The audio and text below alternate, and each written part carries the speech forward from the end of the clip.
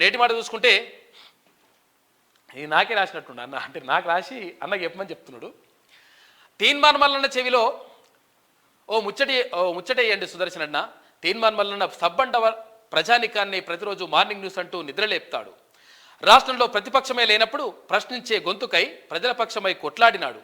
BRS పార్టీని ప్రజల పాతాళంలోకి తొక్కివేయడంలో తీన్మార్ మల్లన్న పోరాటం వర్ణించలేనిది. ఉనికే లేకుండా పోయిన కాంగ్రెస్ పార్టీని అధికారంలోకి తీసుకురావడంలో మల్లన్న పాత్ర మరువలేనిది. తీన్మార్ మల్లన్న తన అభిమానులకు కాంగ్రెస్ పార్టీకి సపోర్ట్ చేయండి అని చిన్న పిలుపునిస్తే కాంగ్రెస్ గెలుపు కోసం అహర్నిశలు కష్టపడి హస్తం పార్టీని అధికారంలోకి కూర్చోబెట్టారు.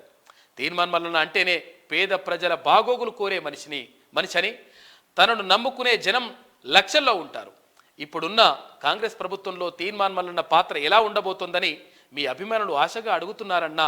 కాబట్టి తీన్మార్ మల్లన్న చెవిలో ఈ ముచ్చట చెప్పన్నా అని చెప్పి సుదర్శన్ అన్న అని చెప్పేసి పెద్దపల్లి రాజన్న ఒక నేటి మాటను రాసిండు. నిజంగా కూడా తీన్మార్ మల్లన్నకు ఏంటి అసలు యాక్చువల్గా విషయం ఏంటంటే కొందరు వ్యక్తుల ద్వారా కొన్ని వ్యక్తిత్వాల ద్వారా కొన్ని పదవులకు వన్నె లభిస్తుంది. కొందరు వ్యక్తుల ద్వారా కొన్ని వ్యక్తిత్వాల ద్వారా కొన్ని పదవులకు వన్నె లభిస్తుంది. కాబట్టి ప్రభుత్వం కూడా ఆలోచించాలని చెప్పేసి కోరుకుందాం, ఆలోచిస్తుందని చెప్పేసి సమాచారం అవుతున్నది. అంటే తీన్మార్ మల్లన్న ఒక మంచి స్థానంలో ఉండాలని చెప్పేసి ప్రజలు చాలామంది కూడా కోరుకుంటా ఉన్నారు. చాలామంది ఫోన్ చేస్తూ ఉన్నారు.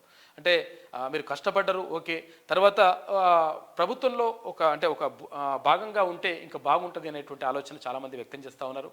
తర్వాత కొంతమంది ఎంపీ కావాలని చెప్పేసి, అంటే తీన్మార్ మల్లన్న లోక్సభ స్థానం నుంచి పోటీ చేస్తే బాగుంటుందని చెప్పేసి కొంతమంది అంటా ఉన్నారు. కొంతమంది ఇంకా మంచి ఉన్నతమైనటువంటి పదవుల్లో ఉంటే బాగుంటుంది, పోర్ట్ఫోలియోలో అట్లా ఉంటే బాగుంటుందని చెప్పేసి కొంతమంది అభిప్రాయం వ్యక్తం చేస్తూ ఉన్నారు. ప్రభుత్వం మంచి నిర్ణయమే తీసుకుంటుందని చెప్పేసి కోరుకుందాం.